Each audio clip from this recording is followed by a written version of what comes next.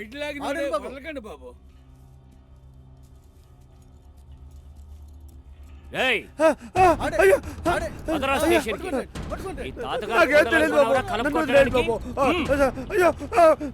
బాబు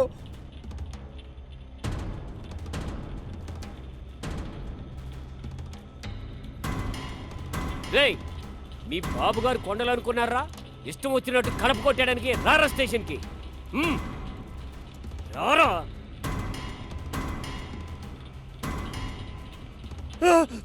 మళ్ళీ కట్టెలు తెచ్చారా? రారా స్టేషన్ కి. రారా ఆగరా, ఎక్కడ పోతావు? ఆగరా, నిన్ను స్టేషన్లో పెట్టి 4 కుమ్మితే సరిపోతుంది. రా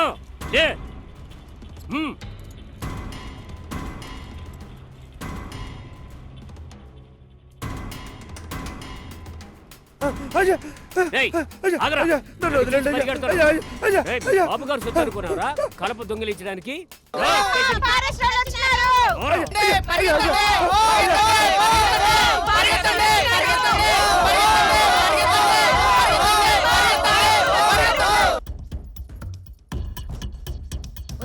వాళ్ళకెందుకురా బేడీలేసి నువ్వు? వీళ్ళు అదుపు కొండల మీద కర్రలు కొట్టారు, అందుకే బేడీలేశాను. అదుపు కొండలు మీ తాత వేట్రా? ఇవి ప్రభుత్వాన్ని ఎదిరిస్తే ఇలాగే చేస్తాం. వాళ్ళ కుదులుతావా లేదా? వదిలిపెట్టాం. అట్లేగో రేయ్, ఈడికి తన్ని వాళ్ళకి ఇడిపించండి. నన్నే తిక్కిస్తారా? కొట్టండ్రా, కొట్టండి. తర్వాత చెప్తాను. నిన్న ఫారెస్ట్ అధికారిని మన రైతులు తరిమి కొట్టారు, కానీ రేపు బ్రిటిష్ పోలీసులు రావచ్చు.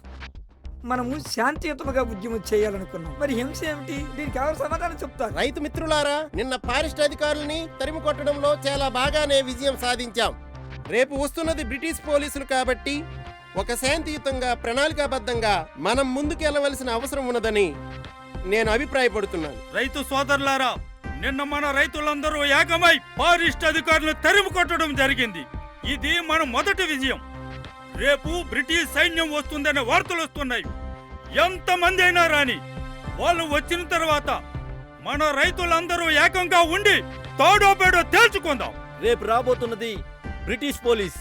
వారు ఎంత శక్తియుక్తుల్ని ప్రదర్శిస్తారో మనం కూడా అంతే శక్తియుక్తుల్ని ప్రదర్శించి వారిని తరిమి కొట్టాల్సిన అవసరం ఉంది.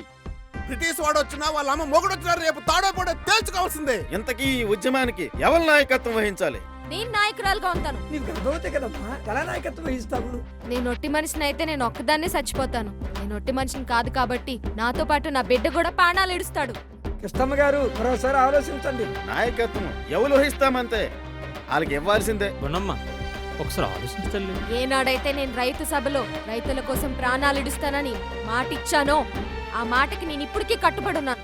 వీరగున్నమ్మ నాయకత్వం, వీరగున్నమ్మ నాయకత్వం, వీరగున్నమ్మ నాయకత్వం, వీరగున్నమ్మ నాయకత్వం, వీరగున్నమ్మ నాయకత్వం. కర్రల కోసం రేపు పోలీసులు ఖచ్చితంగా వస్తారు. ఇప్పటికే రైతులు ఫారెస్ట్ పైన కోపంతో ఉన్నారు. ఇటువంటి పరిస్థితుల్లో ఉద్యమం హింసాత్మకంగా మారే పరిస్థితులు ఎక్కువగా ఉన్నాయి. మనము ఉద్యమము శాంతియుతంగా చేయాలనుకున్నాం. మరి దీనిని హింస వైపు మళ్లకుండా ఎలా అడ్డుకుంటాం? హింస అహింస అన్నది మన చేతుల్లో ఉండదండి. మన ప్రత్యర్థి తీసుకున్న చర్యలే దాన్ని నిర్ణయిస్తాయండి. అహింసకు మారుపేరైన మహాత్మా గాంధీ చేస్తున్న కొన్ని ఉద్యమాలు ఇటీవల హింసారూపం తీసుకోలేదండి. తప్పు గాంధీది అనగలమా? అనలేం కదా, అనలేం. మీరేం ఇబ్బంది పడకండి, ఉద్యమం అహింసా మార్గంలోనే నడుస్తుంది. బ్రిటిష్ పోలీసులు ఏమైనా కవ్వింపు చర్యలు చేపడితే తప్ప ఉద్యమం శాంతియుతంగానే నడుస్తుంది. మనం ఈ రాత్రికే ఈ 20 గ్రామాలు పర్యటించి ప్రజల్ని సమీకరిద్దాం. పదండి. For more updates, like, comment, subscribe to our channel.